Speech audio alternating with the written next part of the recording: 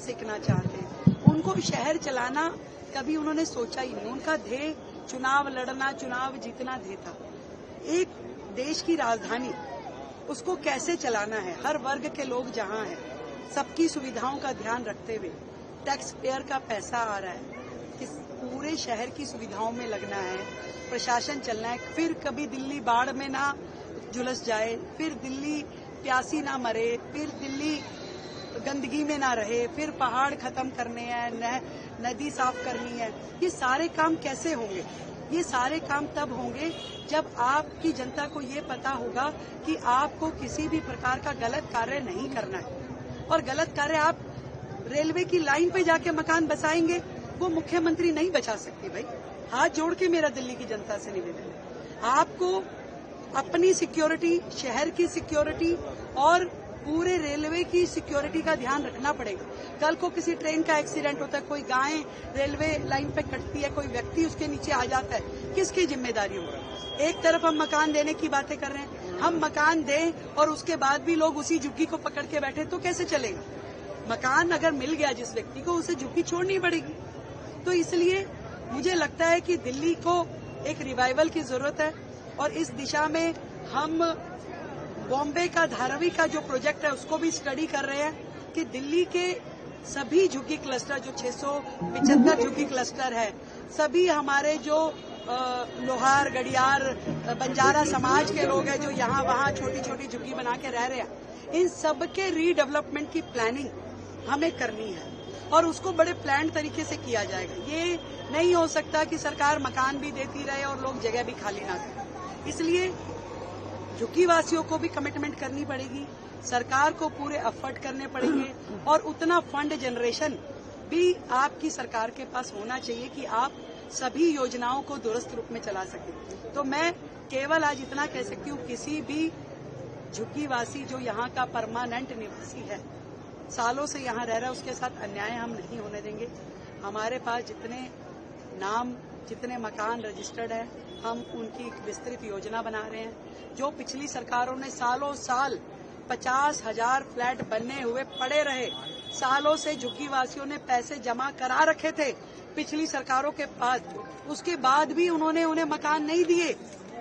आज हम उन मकानों को दोबारा से खड़ा करने के लिए हजारों करोड़ रुपए खर्च करने की योजना बना रहे हैं कि उन फ्लैटों को ठीक करें, उनको दें, उनको सपुर्द करें उन झुग्गी वासियों को। इस सब योजना पे काम चल रहा है। तो तोड़ना हमारा ध्येय नहीं है, बसाना और सुव्यवस्थित तरीके से बसाना हमारी। सीएम रेखा ने उन लोगों से आखिर माफी क्यों मांगे?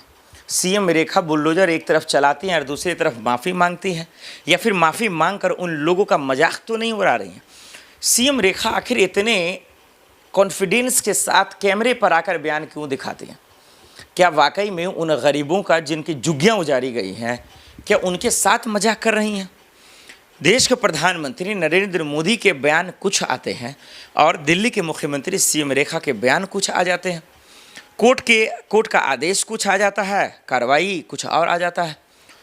ये चल क्या रहा है सियासत तौर पर, राजनीतिक तौर पर और लोगों के दरअसल जो है इमोशंस के तौर पर भी देखें, लोगों की ज़िंदगी के तौर पर देखें। 4-5 फ्रेम बनाइए, एंगल बनाइए, दर्शकों आपको साफ शब्दों में पता चल जाएगा कि कौन तमाशा करना चाहता है, कौन राजनीति करना चाहता है, कौन सियासत करना चाहता है, कौन गुमराह करना चाहता है और कौन जो है दरअसल जुल्म करना चाहता है, कौन खुल्लम खुल्ला सियासत करना चाहता है। ये सब आपके सामने लाके मैं रख दूंगा। दिल्ली की जनता खुलकर देख लेगी, दिल्ली की जनता ये समझ जाएगी कि हमसे गलती हुई कहाँ हुई, हमसे गलती हुई कैसे हुई, हमसे गलती हुई क्यों हुई, ये पता चल जाएगा। चलिए माफ़ कीजिए, एक एक सबूत आपके सामने रखते हैं, एक एक बयान आपके सामने रखते हैं। सबसे पहले आज जो सीएम रेखा जी का बयान है उसको हम रखते हैं। सीएम रेखा जी ने कहा कि जब हम आपको झुग्गी दे रहे हैं, जब हम आपको डीएलएफ दे रहे हैं, जब हम आपको डीडी फ्लैट दे रहे हैं, जब हम आपको घर दे रहे हैं, जब हम आपको मकान दे रहे हैं, फिर आप पैटरी पे क्यों रह रही हैं, फिर आप रेलवे की संपत्ति पे क्यों रह रही हैं, फिर आप सड़कों पे क्यों रह रही हैं, फिर आप मेट्रो के नीचे क्यों रह रही हैं, फिर आप इधर उधर क्यों रह रही हैं? वाह वाह वाह वाह, सीएम रेखा साहब आपको सलाम है, मेरा सल्यूट है दिल्ली की जनता की तरफ से भी कि इतनी भोली बात जो आप कह रही हैं कैमरे पे, इतनी चिकनी चमोटी बात जो आप कह रही हैं, काश ऐसा होता। महोदय जी अगर आप घर दे देती, महोदय जी अगर आप मकान सबको दे देती, झुग्गियाँ सबको दे देती, किसको शौक है कि पटरी पे जाके रहे? अब कोई ऐसा है तो कानूनी कार्रवाई करें ना आप। अब देख लीजिए 2000 घरों को आपने गुजारा, उसमें से जो है कितने को आपने घर दिया? चलिए आपके डेटा पेश कर दीजिए, आप अपने डेटा रख दीजिए ना, जबकि लोग कोर्ट के स्टे दिखा रहे हैं। अगर आप बात करें अशोक विहार की, वहाँ के लोग जो हैं, जाइए NDTV तमाम चैनलों पे पढ़े हैं खबरें, ग्राउंड रिपोर्ट है बजबते। क्या वो लोग झूठ बोल रहे हैं? मान लीजिए मैं झूठ बोल सकता हूँ, हमसे गलतियाँ हो सकती हैं आंकड़ों में, सबूत में, डिटेल्स में लेकिन मान लीजिए वहाँ के लोग क्यों झूठ बोलेंगे जिनका घर टूट रहा है और एक तरफ आपको फ़ोन में कागज़ दिखा रहे हैं। NDTV पे जाके देख लीजिए, सौरभ शुक्ला को आप देख लीजिए, अब जाके देख लीजिए कई यूट्यूबर्स को देख लीजिए जो किस तरीके से रिस्क जान पर खेलकर वो जो है ग्राउंड रिपोर्ट कर रहे हैं। वो तो सबूत दिखा रही हैं आपको, वो तो कह रहे हैं कि देखिए मेरे पास सबूत है, कोर्ट ने स्टे लगा दिया है, स्टे, इसके बावजूद आपने घर को उजाड़ दिया। इतना छोड़ दीजिए, मैं आपको एक और प्रमाण दिखाता हूँ दर्शकों, आप यकीन मत करें हमारे इस बयानों पे कि चलिए भाई मीडिया गलत है, मीडिया फर्जी है, यूट्यूबर फर्जी है, इन लोगों ने गलत देखा है। आप बयान गलती हो सकते हैं, जान से उगलवा सकते हैं, लेकिन दिल्ली वाले क्या मूर्ख हैं क्या? दिल्ली की जनता मूर्ख है क्या? दिल्ली कौन चाहेगा अपना घर उजाड़ लेना? बताइए आप।